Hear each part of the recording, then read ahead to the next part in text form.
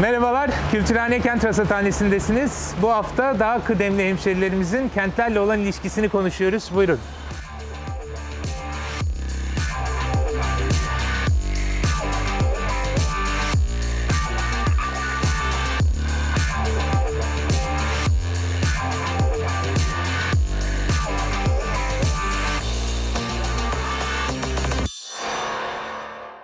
Kültürhane Kent Rasathanesi'ne hoş geldiniz. Ben Ulaş Bayraktar. Her hafta olduğu gibi bu haftada dünya çapında bir kentler turuna çıkıyoruz. Bu haftanın bir özelliği var. Bu hafta oradan oraya sekerek farklı konularda kentin farklı cephelerini ele almayacağız. Tek bir odağımız olacak. O da daha kıdemli hemşehrilerimizin kentlerle olan ilişkisi. Bunu düşünmemize sebep olan Mekanda Adalet Derneği'nden Bahar'ın önerisiyle bunu gündemimize aldık. Hepiniz haberdarsınızdır sanırım. Geçen hafta Avcılar'a gitmek için bir belediye otobüsüne binen 65 yaşın üzerindeki bir teyzemizin yasayı ihlal ettiğini ve o yaşta toplu taşıma kullanamayacağına dair bir video yayınlandı. Çok fazla yoruma gerek yok. Çok talihsiz bir şekilde yansıtıldı bu video.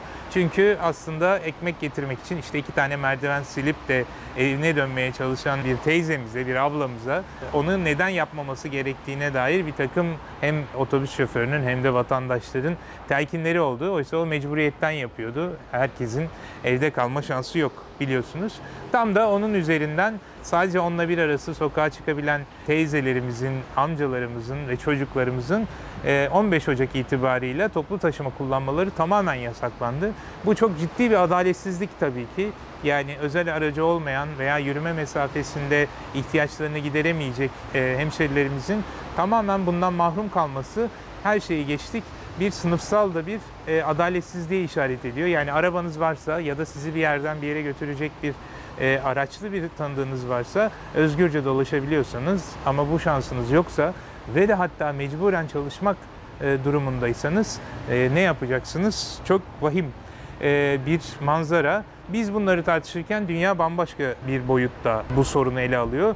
Çünkü Birleşmiş Milletler 2021'den itibaren sağlıklı yaşlanma 10 yılı ilan etti ve özellikle bu pandemi sırasında çok ciddi mağduriyetler yaşayan, hem maddi mağduriyetler hem de sosyal, kamusal mağduriyetler yaşayan vatandaşların özel politikalara kavuşması amacıyla bir büyük, uzun vadeli bir programa başlattı. Bunun temel 4 hedefi var. Birincisi yaşlıya bakışı değiştirmek, onlara yönelik duygularımızı, yaklaşımımızı, onlara yönelik davranışlarımızı değiştirmek. İkincisi onların becerilerine hitap eden, kendi zevklerine, kendi becerilerini gerçekleştirmesini sağlayan etkinlikler yapılması hedefleniyor. İnsan odaklı sağlık ve bakım hizmetleri de bu kapsamda ele alınacak ve uzun dönemli bakım ihtiyaçlarının giderilmesi sadece sağlık hizmetleri bağlamında değil, normal yaşantısını sürerken de en temel bakım hizmetlerine erişiminin kolaylaştırılması amaçlanıyor. Paralel olarak Dünya Sağlık Örgütü de Küresel Yaş Dostu Kentler Projesi'ni ilan etmişti. Onlar da hem yaşlıların katılımını, onların sağlık ve politikalarını hem de güvenlik ve bağımsızlık ihtiyaçlarını gidermek üzere bir dizi hedefler tayin etti ve buna yönelik olarak amaçlar tanımladı ve ülkelerin, kentlerin bu amaçlar doğrultusunda gitgide artan yaş ortalamalarına hitap eden politikalar geliştirmelerini, kentlerin, mekanların böyle düzenlenmesini hedefledi. Bunun ilk örneklerinden biri, gerçi 2019 yılında hayata geçirildi. Kaliforniya yaşlanmak için bir master plan oluşturdu. Yaşlılar için, yaşlanmak için bir master plan. Bu 2030 hedefli bir plan ve 5 tane temel hedef etrafında şekillenmiş bir plandan bahsediyoruz. En başta konut ihtiyacı, barınma ihtiyacını gidermek. İkincisi sağlığa bakışı değiştirmek, sağlık ihtiyaçlarını giderecek formüller almak. Kapsayıcı politikalar geliştirmek üçüncü hedef olarak, yani onların maruz kaldığı eşitsizliklerin, adaletsizliklerin, izolasyonun giderilmesine yönelik hedefler belirlendi. Bakım hizmetleri Birleşmiş Milletler'de olduğu gibi Kaliforniya'nın da gündeminde ve son olarak da yaşlıların, yaşlanmakta olan nüfusun ekonomik iyiliğini, ekonomik refahını sağlayacak tedbirler alması hedefleniyor. Biz de aslında bu programı konuyla ilişkili olması açısından Alzheimer Derneği'nin Mersin Şubesi'nin açtığı Yaşlı Yaşam Merkezi üzerinde alacaktık. denedik de ama sonunda kavuştuğumuz yağmur, olumsuz hava koşulları sebebiyle hanemize geri döndük. Kültürhanenin terasından yapıyoruz bu yayını. Ama çok kıymetli bir alan orası. Oradan da bahsetmeden geçmek istemiyorum. Çünkü tamamen bağışlarla, derneğin oluşturduğu bir kaynakla oluşturulmuş. Evet, arsayı belediye tahsis ediyor, İçişleri Bakanlığı bu ruhsatı veriyor. Yani belediyenin orada da dolaylı bir rolü var. Ama bütün oradaki yapı ve donatı işlemleri tamamen bağışlarla yapılmış. 4000 metrekare kapalı alan, 2000 metrekare bahçeye sahip bir yaşam merkezinden bahsediyoruz. 250 kişiye hitap eden ve sadece onların temel bakım ve sağlık hizmetlerini değil, hobi bahçesiyle, eğitimleriyle, sohbetleriyle, müzesiyle, terzihanesiyle çok geniş bir çerçevede yaşlılara hizmet veren bir merkezden bahsediyoruz. Sevgili Aynur hocamızla konuşmuştum programdan önce. Gerçekten çok zor bir dönem geçirdiklerini söyledi. Çünkü 16 yıldır buna yönelik verdikleri bütün emeklerin bu geçen sene içinde tamamen yok olduğunu, çünkü bütün çabasının bu yaşlı nüfusun, Alzheimer'lı nüfusun bu izolasyondan kurtulması, dışarıya çıkması, entegrasyonu için uğraşırken şimdi bu bir senede pandemi şartlarında değil evden çıkmak, temel en sevdikleriyle bile ilişkilerinin çok zora girdiği bir dönemden geçiyoruz. Hepimiz bunu yaşıyoruz. En sevdiklerimizi, onları korumak için göremiyoruz, onlarla buluşamıyoruz, onlara dokunamıyoruz. Zor bir dönem. Dolayısıyla bu Birleşmiş Milletler'in, Dünya Sağlık Örgütü'nün ortaya koyduğu yaşlılar için politikalar daha büyük bir önem taşıyor. Bu Kaliforniya'nın belirlediği başlıklardan gidecek olursak buna dair çok ilham verici örnekler var. Biraz onlardan bahsetmek istiyorum. Tepebaşı'nda bir yaşam köyü kuruluyor. Eskişehir Tepebaşı Belediyesi'nin Remurban akıllı kentsel dönüşümün hızlandırılması projesi buna örnek olarak verilebilir. TOKİ'den aldıkları 57 villalık bir alanı sadece yaşlıların, Alzheimer hastalarının zaman geçirebileceği, yaşamlarını sürebilecekleri sanat atölyesinden beceri salonlarına, fizyoterapi merkezine kadar olan bir alan, bir köy tasarlanıyor. Bitmek üzere sanırım, açıldığında belki tekrar konuşuruz. Dünyada belediyelerin dışında da sivil toplumun, bir takım gönüllülerin kendilerinin oluşturduğu böyle alanlar var. Türkiye'de de benim de duymuşluğum var.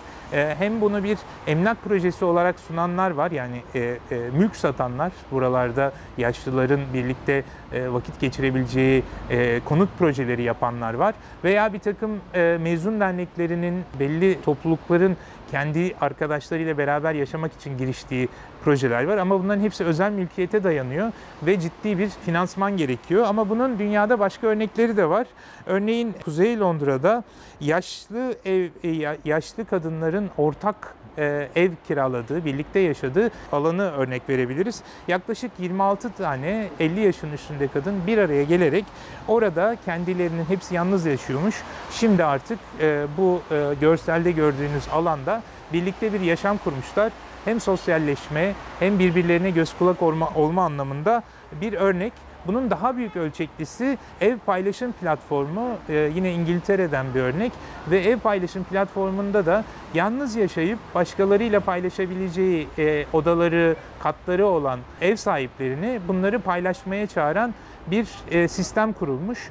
Bir kira söz konusu olması gerekmiyor ama belli işlerin yerine getirilmesi ya da belli harcamalara katılması bekleniyor. Bu kiracıların en temel ihtiyaç da o yalnız yaşayan kişiye arkadaşlık etmesi, ona göz kulak olması diyelim. Hollanda'da üniversite öğrencileriyle huzurevinde kalanları bir araya getiren yurt huzurevi karışımı veya İngiltere'de kreşle huzurevini karıştıran örnekler vardı. Amaç işte yaşlıların o tek başlılıklarına engel olmak, onları çocuklarla, gençlerle bir araya getirip sosyalleşmelerini sağlamak. Ama evi olup da evde özellikle bu dönemde kendi başlarına kalanlar için de bir takım projeler geliştiriliyor. Buna ben Barcelona'nın Fatih projesi diyorum. Biliyorsunuz Fatih projesi bütün çocuklara bir tablet dağıtmak gibi bir hedefle ortaya çıkmıştı. O sırada dünyanın en büyük tablet üreticilerinden biri olmuştuk sanıyorum. Şimdi onlar boşa gitti. Tam da şimdi ihtiyaç duyduğumuz dönemde o tabletler nerede kim bilir. Barcelona bunu değiştirmiş ve yaşlılara yönelik bir tablet hizmeti sunmuş. Bu çok basit, kullanımı kolay ve aplikasyonları çok kolay izlenebilen, özellikle yaşlıların daha kolay kullanabileceği bir düzeyde yapılmış. Hem orada bir takım videolar üzerinden vakit geçirebiliyorlar, kendilerini geliştirebiliyorlar. Hem de o tabletin üzerinden, o programın üzerinden aile bireyleriyle veya arkadaşlarıyla sosyalleşebiliyorlar. Winkles BCN diye bir proje bu. Evde izolasyondan çıkmak da yetmez. Dışarı çıkmaları lazım. Fakat en başta verdiğimiz örnekteki gibi kolay değil. Biz hani genç sayalım kendimizi. Biz bile zorlanıyoruz bazen bir yerden bir yere gitmeye. Buna yönelik de bir takım uygulamalar var. Bu dünyanın bu konudaki en başarılı aplikasyonu sayılıyor. Blind Square aslında bu görme özürlülere destek olmak için yapılmış bir aplikasyon. Size yürümekte olduğunuz, orada bulunduğunuz ortama dair sesli bilgiler veriyor. İlginizi çekebilecek alanlar veya tehdit oluşturabilecek bir takım unsurları anlatıyor. Size yol tarifi veriyor. Dolayısıyla kimseye muhtaç olmadan evinizden istediğiniz yere ya da tekrar geri olarak gelebiliyorsunuz. Bu yürüyüşün başka yolları da var. Tilburg'dan, Hollanda'dan bir örnek var. Bu gerçekten nelere dikkat çekiliyor, hayranlık duymamak elde değil. Şöyle bir sorun üzerine, yani yaşlılar karşıdan karşıya geçerken yeşil ışık süresi onlara yetmediği anlaşılmış. Yani biliyorsunuz daha yavaş hareket etmek durumunda oldukları için daha karşıdan karşıya geçemeden yeşil ışık süresi doluyormuş. Dolayısıyla böyle bir ortada kalma, bir tehlike yaşama durumuna karşı bir aplikasyon geliştirmiş. Bu aplikasyonu telefonunuza yüklüyorsunuz ve o telefon trafik ışığıyla haberleşerek siz geldiğinizde yeşil ışık süresini uzatıyor. Bunun başka da bir özelliği bisikletliler için de kullanılıyormuş. Bisikletçi kavşağa geldiğinde ona göre ışığı araçlar için kırmızıya dönüştürüyormuş. İsveç toplu taşımaya, hani biz toplu taşıma yasağı getirirken İsveç'te yaşlılara özel otobüs hatları kurulmuş. Bu Västerås Belediyesi sadece yaşlıların kullanım şartları var. İşte 65 yaşın üzerinde olacak veya belli bir hastalıktan olacak, böyle bir programa kayıt oluyorsunuz. Ve kayıt olduğunuzda, ihtiyaç duyduğunuzda o hattı arayıp belediye otobüsü çağırabiliyorsunuz. Yani tabii ki çağıramıyorsunuz, onun seferleri var. Ama böyle net bir şu A noktasından B noktasına giden bir sefer değil, ihtiyaçlara göre değişebilen bir güzergahta sadece yaşlılara hitap eden ve daha yavaş giden bir otobüs hattı kurulmuş. İngiltere'de çıktı, karşıdan karşıya geçti, otobüse bindi ama ihtiyaçları çok farklı. Yani biz daha öncesinde Kent Konseyi'nde bir çalışma yaparken yaşlıların en çok dile getirdiği ihtiyaçlardan biri, mesela özellikle erkek yaşlıların tuvalet ihtiyacıydı. Daha sık tuvalet ihtiyaçları olduğu için böyle kamusal tuvaletlerin onlar için çok önemli olduğunu düşünüyordu. Bu başka bir örnek. İngiltere'de yaşlılar için bir sandalye ayırma kampanyası başlatılmış. Bu kampanyada belediye esnafa yaşlıların oturup soluklanmasını, dinlenmesini, birazcık kendilerine gelmelerini sağlamaları için birer sandalye ayırmalarını talep ediyor. Böyle bir kampanya başlatılmış. Take a Seat kampanyası diye. Soluklanmak, bisiklet de tabii ki programımızın olmazsa olmazı. Bunun birkaç tane örneği var. Türkiye'de de Engelsiz Pedal özellikle fiziksel engelliler için bunu yapıyordu. Ama yaşlılar için de düşünülmüş bir uygulaması var. Cycling Without Age, yani yaştan bağımsız bisiklete binmek diye bir program. Yaşlıları görselde gördüğünüz gibi özel imal edilmiş bisikletlerle, ikili, elle çevrilebilen elektrik destekli aletlerle, vasıtalarla bisiklet yapma zevkini ve kenti yaşamalarını geliştiriyor. Bu Kopenhag'da 2012 yılında başlamış. 50 ülkede var. 2200 tane noktada bu hizmet veriliyor. 33.000 tane eğitmen bunda görev alıyor ve yaklaşık 1,5 milyon kişi bundan faydalanmış. Türkiye'de var mı? Bir tane var haritada. O bir tane Muğla'da ve bir Alman hemşerimiz yapmış onu. Onunla da buradan teşekkür edelim. Daha büyük, daha farklı sporlar için de Paris Belediyesi'nin sadece kıdemli yurttaşlarına yönelik bir projesi var. Yaşlılar için spor merkezi şu anda daha ziyade online'a dönmüş durumda. Ama 4000 farklı spor tesisinde yaşlılara yönelik özel aktiviteler, spor imkanları sunuluyor. Bunun eğitim boyutu da var. Türkiye'den 2 örnek vermek istiyorum. Birincisi Akdeniz Üniversitesi'nin 2016 yılında başladığı Tazelenme Üniversitesi, Tazelenme Akademisi. Daha sonra İstanbul Nişantaşı'na, Alanya Hamdullah Eminpaşa Üniversitesi'ne, Ege Üniversitesi'ne, Muğla Sıtkı Koçman Üniversitesi'ne de yayılmış ve daha emeklilerin, yaşlıların gelip orada hocalardan eğitim almasını sağlayan bir oluşum.